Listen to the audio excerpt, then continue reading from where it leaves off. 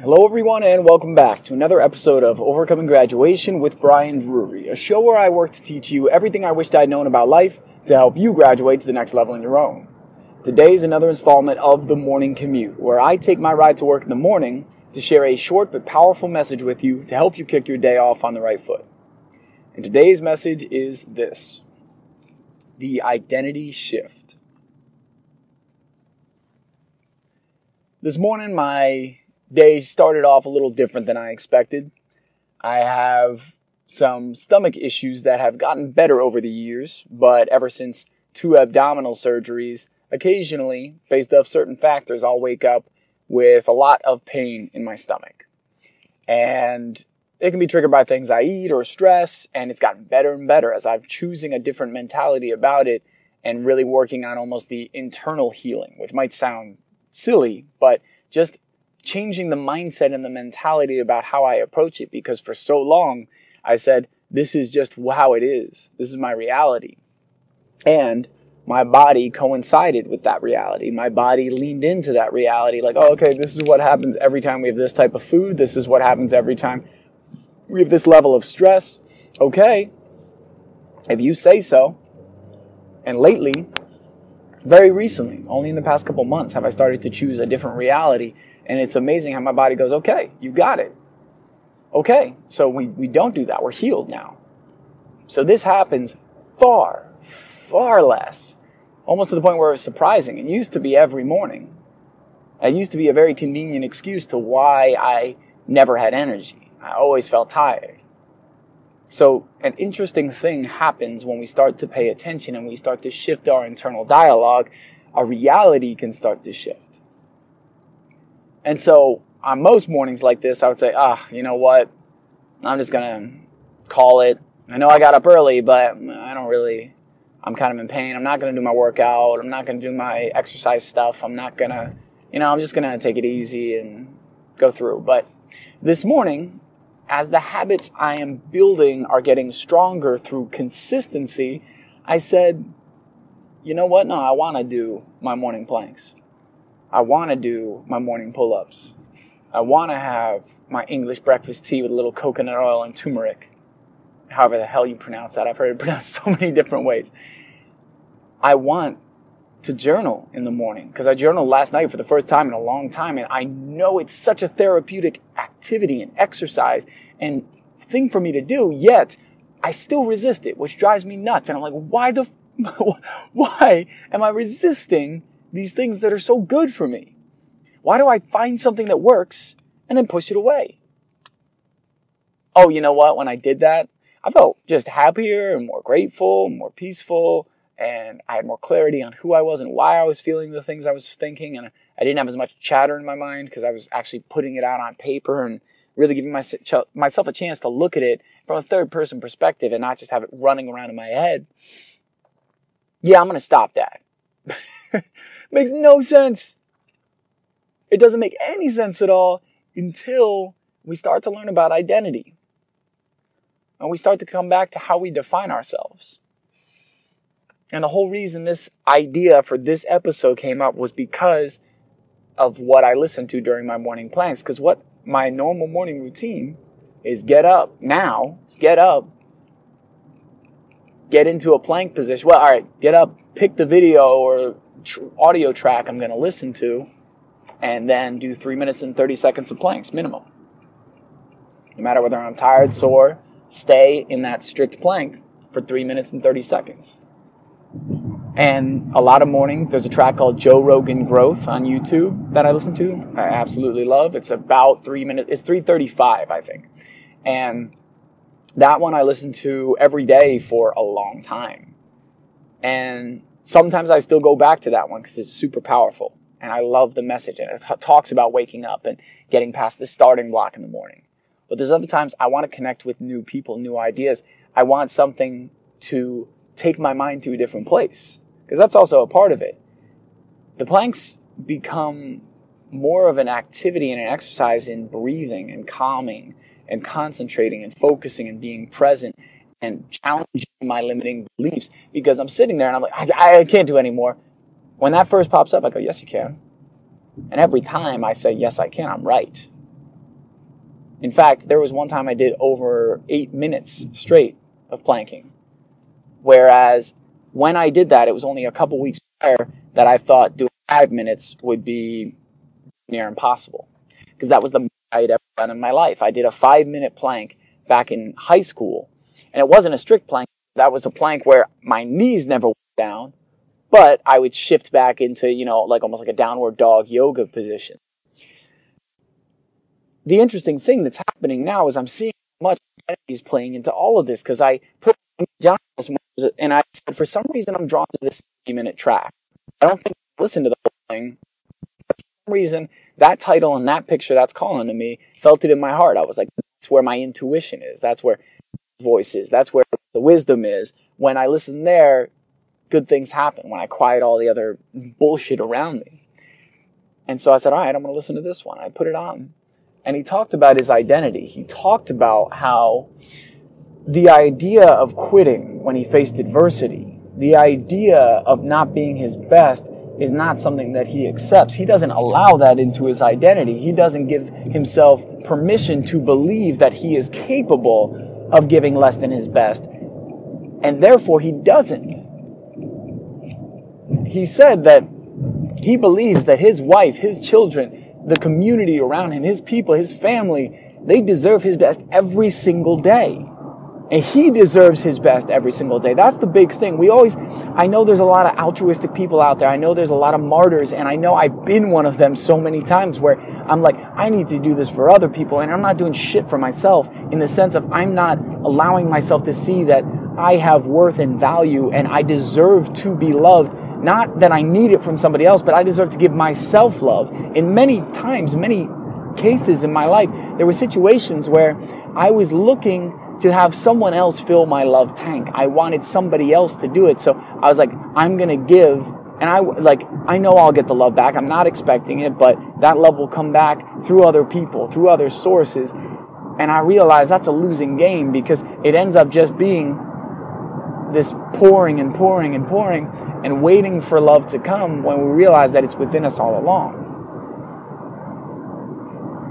And I'm not saying every time I give or every time people give that they're looking for something back, but I do know people get caught up in, well, I just want to give and I just want to help. Well, I think oftentimes we're looking to get something back. We're looking to get some affirmation or some love or some validation that we're a good person, that we deserve to be loved, that we have done good things, rather than just accepting that we are good now, that we love ourselves now, that we love ourselves in our shit and in our glory. It's like, that's where I think so much of this conversation, this internal dialogue, and this identity, this can shift in a way that's so powerful. Because I saw Inky say, he's like, right now people want it to be easy. People want these things to just come. People accept these weak mentalities where they say they can't and they won't. And I was like, shit, man, that's been me. I'm about to launch Morning Mastery. When this launches, we'll probably be in the midst of it. And it's like, and I had this story of not being a morning person. I've had this story of, yeah, Brian, no matter how consistent you get with something, at some point you'll fail. At some point you'll fall off. At some point, you're going to go back to who you really are, and that's someone who fails. I don't even like saying it, guys, but I see that now. And even in this moment, it's like, I saw the truth behind it, and I with so many things in life, I never let that stop me, but it was a drive fueled by fear, not by love. It was a drive fueled by, I don't want to let myself down again. I don't want to let them down again. I don't want people to see me failing again. I don't want to feel like a failure again. Versus, I want to help again. I want to serve again. I want people to know they're not alone again. I want to make sure that I'm out there and I'm with them, and people see the vulnerability and the honesty that I'm putting out, and they realize that they can do it for themselves, that they don't need to wear the masks anymore, because the masks don't serve. The masks feel safe, but the masks keep us trapped, and we're choosing to keep them on. I saw a reflection of myself that I didn't like, but I'm thankful for Inky, because I needed to see that the identity needs to shift, and I have a choice. Guys, I think there's a lot of people who choose not to see that there is a choice. They want to avoid seeing that they have a choice, because then if they knew they had a choice and if they acknowledged they had a choice, then that means they now have the responsibility to take action to fix it, because it's no longer that they can't or they won't or it's impossible. It's that they're choosing not to. I think a lot of people choose, either consciously or unconsciously, to stay in a place where they say, I don't have a choice, so that they can stay in their current comfortable comfort zone. So that they don't have to break away from friendships that are unhealthy. They don't have to leave unhealthy relationships. They don't have to work harder to get a new job or create new value or build their own business. They don't have to face their dietary choices and change what they're putting into their body so they have greater fuel. We all do this. We all do this in ways. No, I can't let go of my addiction. I can't let go of alcohol or porn or a dependency on sex or codependent relationships. No, I don't have a choice. That's just who I am. Bullshit. God, I mean, guys, like, I want you to realize I'm talking to myself here, because in ways, each of those things I've said are things that I am battling, have battled, and battling through. And it's like, why am I choosing that identity? I realized in many ways I was choosing an identity that allowed me to stay safe, but get a little uncomfortable. To stay safe, but push to a slightly higher level. To stay safe, but to have other people outside looking and going, wow, man, he's really pushing, he's going for it. But knowing in my heart that I'm holding back and I'm afraid. I'm afraid of that next level. I'm afraid of what's possible when I let go of all the bullshit I've been feeding myself. I let go of these identities that I've been using as an anchor for days, months, years of my whole life. And what happens when I let that go? What happens when I stop trying to control everything? What happens when I trust God and just lean in and go, all right, man, I feel this in my heart and I don't really know why, but I feel like this is what I'm meant to do. What happens when that identity that I've held on to, the one that doesn't serve me, what happens when I drop that? What happens when I let that go? What happens when I choose an identity that says, I stick with things and I see them through no matter what, that I set myself up to succeed? You see, guys, like, the interesting thing is in my job, in my day job, one of my specialties and one of the ways I brought the most value is by setting up processes and systems to set people up to succeed in the things that they do. And yet, interestingly enough, I haven't done that to the level I could in my business. Why? What identity am I assuming there? Am I saying, well, you know, it's like a side gig, it's a side hustle, it's this thing, or is it really what I want to do? What's the identity I'm assuming where I'm accepting less than my best? And I know it. And nobody else does, but I know. That's the thing. When I see myself at work and I go a week without improving anything, without really connecting with anyone, without taking steps to make things better, that's been the story for most of the time. And then making excuses and looking to blame, because that's the interesting pattern that I have caught myself falling into, is that when I'm not doing my best, when I'm not working to put my best into the world, and it starts happening long enough, I start to look for someone to blame rather than looking in the mirror and going, Brian, you know what to do. You're just not doing it. I'm tired of that. I'm tired of that identity. I love it for what it's been. I love my ego for trying to protect me. I love that identity for trying to protect me. I love that my comfort zone thinks that I need to stay in it to be safe. And I love proving it wrong. And I love seeing my comfort zone expand and go, oh, okay, you were right. There's some amazing stuff out here when we get out of our own way. So today, there's an identity shift that can happen in all of us at any moment. You see, one of my favorite things I've heard from Tony Robbins is that change doesn't take a long time. It's the decision to change that takes a long time. So this identity shift can happen right now and be permanent. Or it could be a building stone to an even better identity shift, to shedding even more layers. It can be right now. It can be in this moment as I'm sitting in my car in the parking lot at work, finishing up a morning commute. It doesn't have to be this big grandiose thunderbolt from lightning that strikes down and then you saw doves fly out of a hole in the ground. It doesn't need to be these monumental, massive moments for us to shift everything in our lives. So much of it comes down to the identity, because what we assume is our identity, our subconscious will reinforce. And if we say we want one thing, but our identity doesn't coincide, we'll self-sabotage. If we say, I want to be healthy, but we believe I'm a fat person, I don't deserve to be fit, this is who I am. When things get tough, when push comes to shove, when we face adversity, this is something that Inky Johnson talked about, we're going to face adversity that's going to push us beyond what we are capable to willpower through. So if we're not connected to a greater cause and a greater purpose, it'll beat us. And I've been there, guys. I've been there plenty of times. When it's been all about me, when it's been all about my wants, my needs, my energy, when it's been all about my excuses and my bullshit stories and the weak identities I've assumed at different times in my life, that's when podcasts don't get posted. That's when I'm not reaching out to people to serve as coaching clients. That's when I'm not out and just working to lead with love, as Mike Domish says, in all of my interactions. It's a choice. So in your life, what identity are you assuming that's holding you back? And something Inky talks about too is he focuses on the process, not the outcome. I've heard this many times, many different ways, that people get extremely focused. The most successful people learn to love the process. I'm like, well, I don't fucking like editing podcasts sometimes. I don't like having to write the show notes and do this. And it's like, well, how can I love that process? Because I love the result.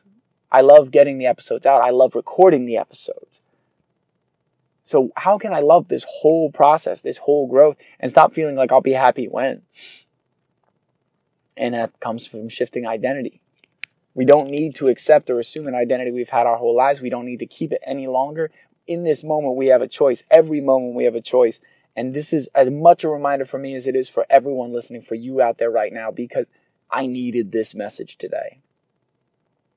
I needed Inky's words. And I want to share the impact his words had on me with you. And I want you to share it with someone else.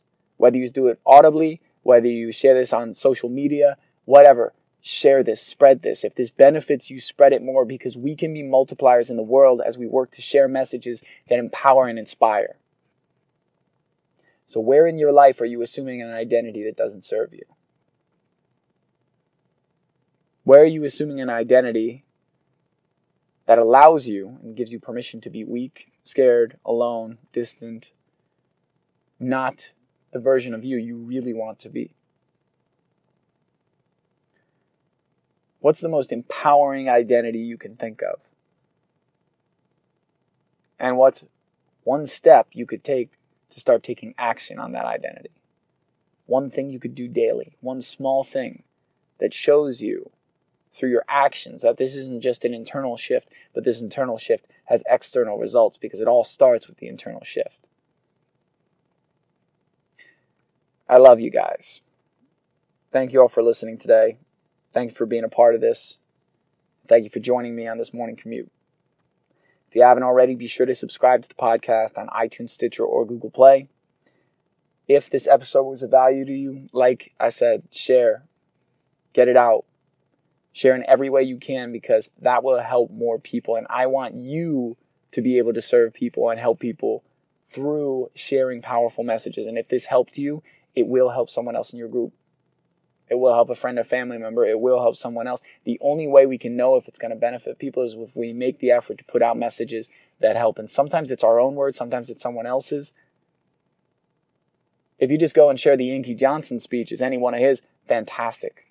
Doesn't need to be my words. But share messages that empower, and embrace and seek out messages that empower you so that you can share that light with more people. If you want to reach out to me directly, talk about coaching, talk about episode recommendations for the podcast, to make recommendations, give feedback, whatever it may be about the show, feel free to reach out to me at Brian@overcominggraduation.com. That's BRIAN@overcominggraduation.com. I love you guys. I love each and every one of you. Thank you for listening. Thank you for being a part of this. Go share about identity shift and start shifting that identity today, because the world can look so different so quickly when we choose to see our capacity and our potential to impact ourselves and the world.